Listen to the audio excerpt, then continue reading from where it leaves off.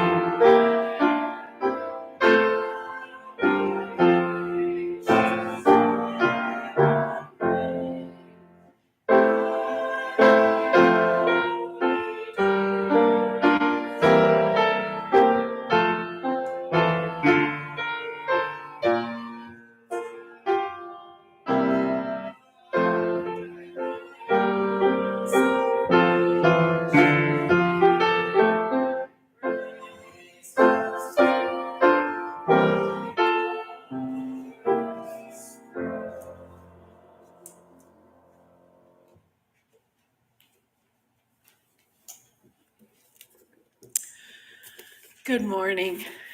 It's so good to be back with you again. It's been quite a while and I've been busy and it's been a little whirlwind of a year for me.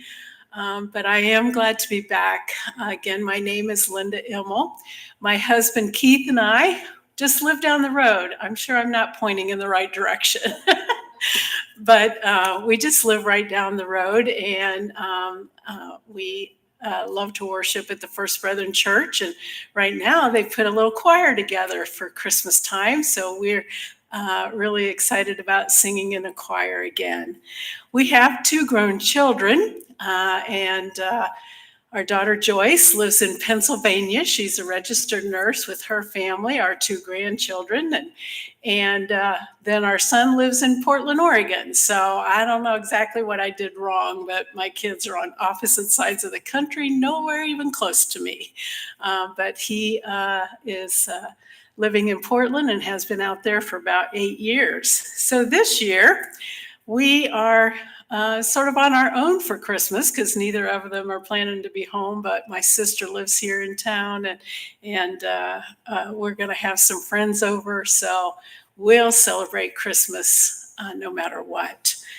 Well, I spent 22 years as a school librarian and I love reading books. And every year at Christmas time, I would pull out the books.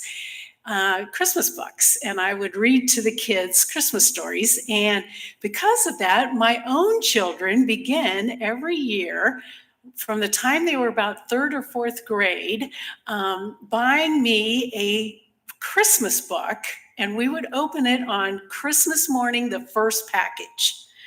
And we would read the story before we opened or did anything else. And the very first book they ever bought for me was probably still my very favorite book. And oftentimes I pull it out and we'll read a second book on Christmas morning. And it's this wonderful story called The Christmas Miracle of Jonathan Toomey. Now, some of you may have heard this story before, some of you may have never heard it before, but it's all about the Nativity. And when I walked in today, I almost brought my own nativity just to show you, but I walked in and you have beautiful nativities in the foyer out here and here. I'm sure that as you are growing up or even now, you may have a nativity that just holds special meaning in your heart. I know I do. My very first Christmas as an Immel, my mother-in-law, Levita, bought me a beautiful nativity. And to this day, it's always the first thing that goes out at my house to decorate at Christmas time. And this book has sort of a little underlying message to it. And I hope you don't mind if I just read this story to you because it's one of my favorites and it has such meaning. So as I'm reading the book and as the nativity characters come out, I hope that you'll sort of envision that nativity that you have and the meanings behind some of the expressions that they have. And perhaps we can all learn a new lesson from an old story.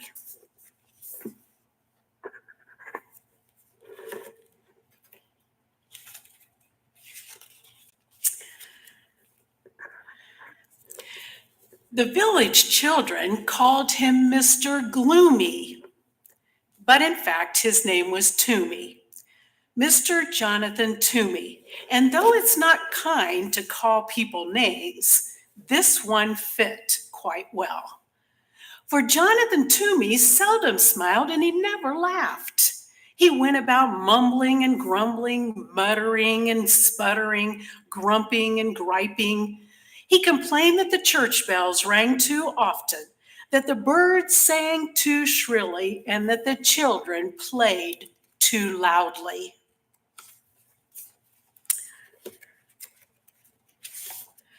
Mr. Toomey was a woodcarver.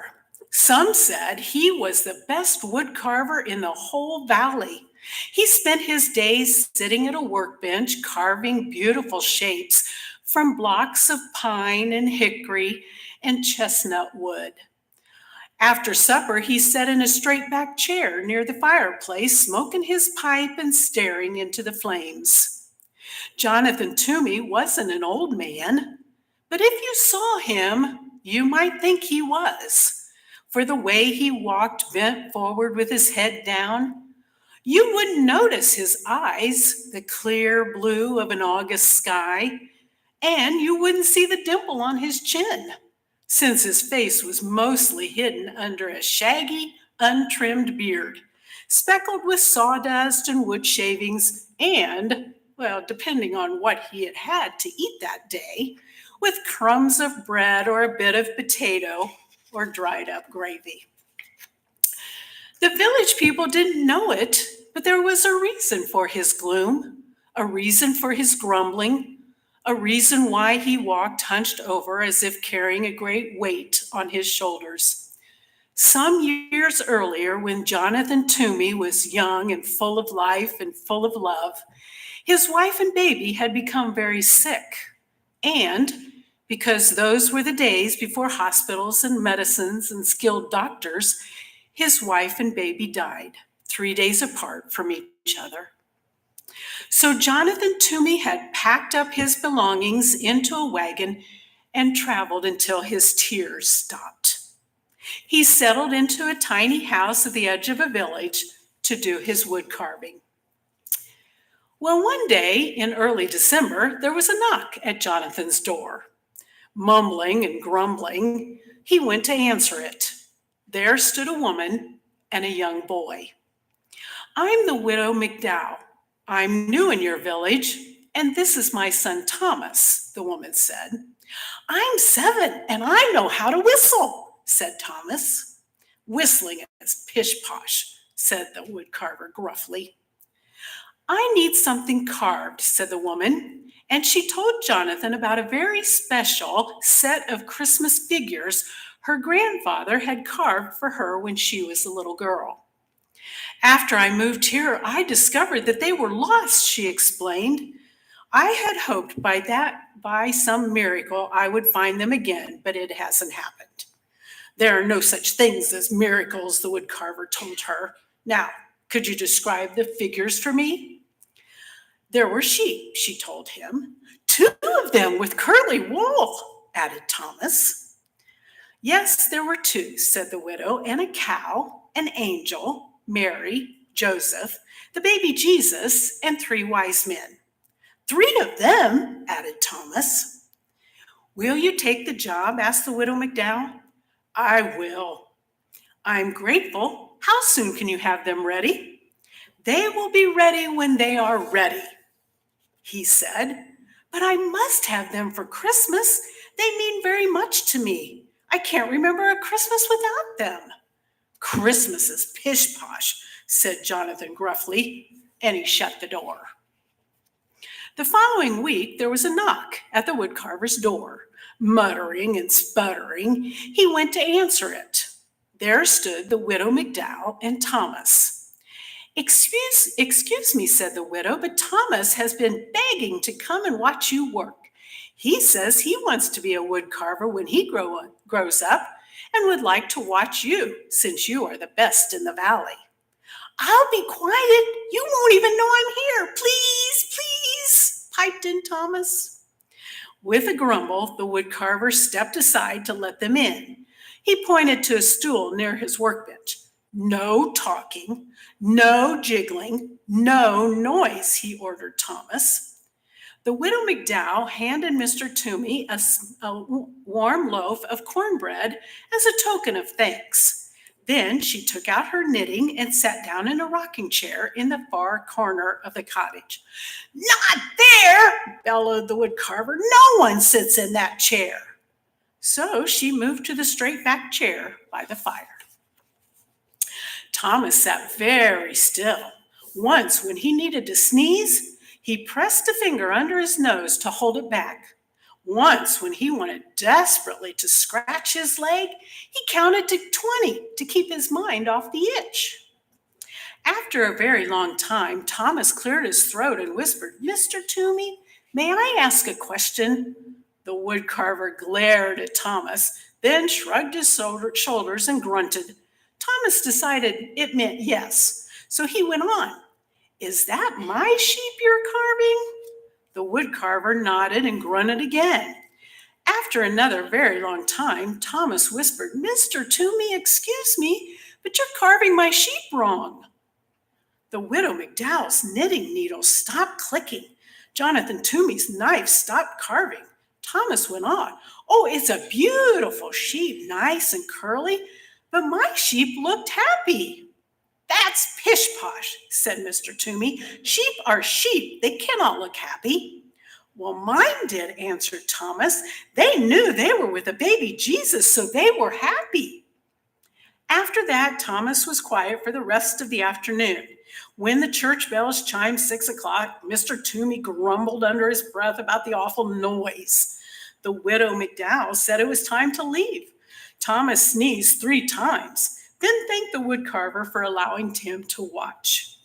That evening, after a supper of cornbread and boiled potatoes, the woodcarver sat down at his bench. He picked up his knife. He picked up the sheep. He worked until his eyelids drooped shut. A few days later, there was a knock at the woodcarver's door. Griping and grumbling, he went to answer it, and there stood the widow and her son.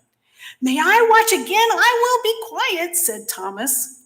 He settled himself on the stool very quietly, while his mother laid a basket of sweet-smelling raisin buns on the table. The teapot is warm, Mr. Toomey said gruffly, his head bent over his work. While Mr. Toomey carved, the widow McDowell poured tea. She touched the woodcarver gently on the shoulder and placed a cup of tea and a bun next to him. He pretended not to notice, but soon both the plate and the cup were empty. Thomas tried to eat the bun his mother had given him as quietly as he could, but it is almost impossible to be 7 and eat a warm, sticky raisin bun without making various smacking, licking, satisfied noises. When Thomas had finished, he tried to sit quietly. Once he almost hiccuped, but he took a deep breath and held it till his face turned red. And once, without thinking, he began to swing his legs, but a glare from the woodcarver stopped him, and he kept them as still until they fell asleep. After a very long time, Thomas whispered, "Mr. Toomey, excuse me, may I ask a question?"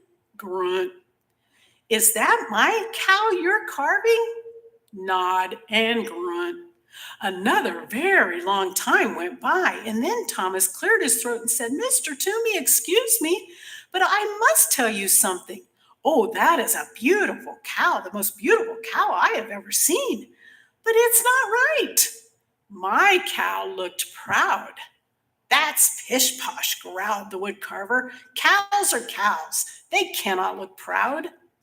Thomas was quiet for the rest of the afternoon. The only sounds that could be heard were the scraping of the carving knife, the humming of the widow McDowell, and the click-click of her knitting needles.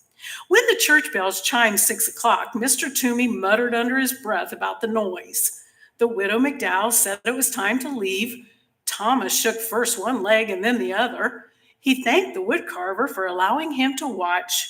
And that evening, after a supper of boiled potatoes and raisin buns, the woodcarver sat down at his bench. He picked up his carving knife, he picked up the cow, and he worked until his eyelids drooped shut. Well, a few days later, there was a knock on the woodcarver's door. He smoothed down his hair as he went to answer it. At the door were the widow and her son. "May I watch again?" asked Thomas. As Mrs. McDowell warmed the tea and put a plate of fresh molasses cookies on the workbench, Thomas watched the woodcarver work on the figure of an angel. After a very long time, Thomas spoke. "Mr. Toomey, excuse me, is that my angel you're carving?" "Yes. And would you do me the favor of telling me exactly what I'm doing wrong?" "Well, my angel looked like one of God's most important angels because it was sent to baby Jesus." "And just how does one make an angel look important?" asked the woodcarver. "Oh, you'll be able to do it," said Thomas. "You are the best woodcarver in the valley." After another very long time, Thomas spoke. "Mr. Toomey, excuse me, may I ask you a question?" "Do you ever stop talking?" the woodcarver asked. "My mother says I don't. She says I could learn about the virtue of silence from you." Well, under his beard, the woodcarver's face turned pink, and the widow McDowell's face turned as red as the scarf she was knitting. "Well, speak up. What is your question?" "Will you please teach me to carve?" "I am a very busy man," grumbled the woodcarver, but he put down the important angel. "You will carve a bird." "A robin, I hope," said Thomas. "I like robins." With a piece of charcoal, the woodcarver sketched a robin on a piece of brown paper. He handed Thomas a small block of pine and a knife. He showed him how to lock the corners from the block and slowly smooth the edges of the wood into curves. Thomas copied the woodcarver's strokes, head bent, tongue working from side to side of his lower lip as he concentrated. When the church bells chimed 6 o'clock, Jonathan Toomey was holding Thomas's hand in his, guiding the knife along the edge of a wing. He didn't hear them ringing. The widow McDowell said it was time to leave. Thomas brushed wood shavings from his shirt. Then he reached out and brushed 2 especially large pieces of wood shaving from Jonathan Toomey's beard. He thanked the woodcarver for teaching him how to carve. Later, after a supper of boiled potatoes and molasses cookies, Jonathan Toomey went to his workbench. He thought for a long time. He sketched drawing after drawing, and finally he picked up his carving knife, and he picked up the angel, and he carved until his eyelids drooped shut. A few days later, there was a knock on the woodcarver's door. Mr. Toomey jumped up to answer it. There stood the widow McDowell with a bouquet of pine boughs and holly sprigs dotted with berries, and there stood Thomas clutching his partly carved robin. While Thomas and Mr. Toomey carved, Mrs. McDowell put the bouquet in a jar of water. She scrubbed Mr. Toomey's kitchen table and set the jar in the center on a pretty cloth embroidered with lilies of the valley and daisies, which she found in a drawer below the cupboard. Next, I will carve the wise men and Joseph, the woodcarver said to Thomas.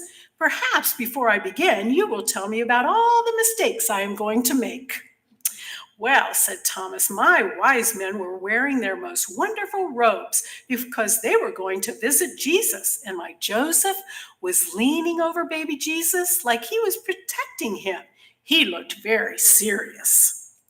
It wasn't until the church bells had chimed and the widow and her son were preparing to go that Mr. Toomey saw the jar of pine boughs and the scrubbed table and the cloth embroidered with lilies of the valley and daisies. I found the cloth in a drawer. I thought it would look pretty on the table, the widow McDowell said, smiling. Never open that drawer, the woodcarver said harshly. When the two had left, Jonathan put the cloth away. That evening, after a supper of boiled potatoes, the woodcarver worked on Joseph and the wise men until his eyelids drooped shut. A few days later, there was a knock on the woodcarver's door. He dusted the crumbs from his beard and brushed the sawdust from his shirt. At the door were the widow McDowell and Thomas. All afternoon, Thomas watched the woodcarver work. And when it was time to leave, Jonathan said to Thomas, I'm about to begin the two last figures, Mary and the baby. Can you tell me how your figures looked? They were the most special of all, said Thomas. Jesus was smiling and reaching up to his mother, and Mary looked like she loved him very much. Thank you, Thomas, said the woodcarver. Tomorrow is Christmas. Is there any chance the figures will be ready? The widow McDowell asked. They will be ready when they are ready. I understand, said the widow, and she handed Jonathan 2 packages. Merry Christmas, she said. Jonathan folded his arms across his chest. I want no presents, he said harshly. Well, that is exactly why we are giving them, answered the widow, and she put them down on the table and left. Jonathan sat down at the table. Slowly, he opened the first package. Inside was a red scarf, hand-knit, warm and bright. He tied the scarf around his neck. The other package held a robin crudely carved of pine. A smile twitched at the corners of Jonathan's mouth as he ran his fingers over the lopsided wings. He dusted the fireplace mantel with his sleeve and placed the robin exactly in the center so he could look at it from his chair. The woodcarver did not eat supper that day. Instead, he began to sketch the final figures, Mary and Jesus. He drew Mary, then wadded the sketch into a ball and tossed it on the floor. He drew the baby, wadded the sketch into a ball and tossed it with the first.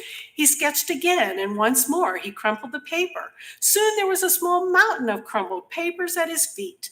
He picked up a block of wood and tried to carve, but his knife would not do what he wanted it to do. He hurled the chunk of wood into the fireplace and sat staring into the flames. When he heard the church bells announcing the midnight Christmas service, he got up, and slowly he opened the drawer beneath the cupboard, the drawer he had told the widow never to open. From it he took the cloth embroidered with lilies of the valley and daisies. He took out a rough woolen shawl and a lace handkerchief. He took out a tiny white baby blanket and a little pair of blue socks. He placed each piece gently on the floor, and from the bottom of the drawer, he lifted out a picture frame, beautifully carved of deep brown chestnut wood. In the frame was a charcoal sketch of a woman sitting in a rocking chair, holding a baby. The baby's arms were reaching up, touching the woman's face, and the woman was looking down at the baby, smiling. Jonathan sat down in his rocking chair and held the picture against his chest. He rocked slowly, his eyes closed, and 2 tears trailed into his beard. When he finally took the picture to his workbench and began to carve, his fingers worked quickly and surely. He carved all through the night. The next day, there was a knock on the widow McDowell's door. When she opened it, there stood the woodcarver, his neck wrapped in a red scarf, holding a wooden box stuffed with straw. "Mr. Toomey," said the widow, "what a surprise! Merry Christmas!" "The figures are ready," he said as he stepped inside. And from the box, Jonathan unpacked 2 curly sheep, happy sheep, because they were with Jesus. He unpacked a proud cow and an angel, a very important angel, with mighty wings stretching from its shoulders right down to the hem of its gown. He unpacked 3 wise men wearing their most beautiful robes, edged with fur and falling in rich folds. He unpacked a serious and caring Joseph. He unpacked Mary wearing a rough woolen shawl, looking down, loving her precious baby son. Jesus was smiling and reaching up to touch his mother's face. Well, that day, Jonathan went to the Christmas service with the widow McDowell Thomas. And that day, in the churchyard, the village children saw Jonathan throw back his head, showing his eyes as clear blue as an August sky, and laugh. And no one ever called him Mr. Gloomy again. Ephesians tells us, be kind and compassionate. I would often ask the children, what do you think changed Mr. Toomey's heart? Well, some of them, of course, the jokesters would say, well, it was all those goodies that the widow McDowell would bring him. I don't think so. I think it was the kindness that was showed to him by those 2 people. So I would encourage and challenge you at this Christmas season, find your own Mr. Toomey. Perhaps somebody you know from church or the neighborhood or from town, and just shower them with so much kindness that their heart begins to change. Let me pray. Dear Father God, I thank you. I thank you for the gift of your Son. I thank you for the love and kindness and compassion that you've shown to us, the example that you gave us, and the gift you gave. Father, I pray that you would give us those same hearts of love, compassion, and kindness, and that we will look for those people who need a special smile, special word of encouragement, special note of love, that you will show them to us, and that we will respond in a way that changes their hearts. Thank you. In Jesus' name, amen.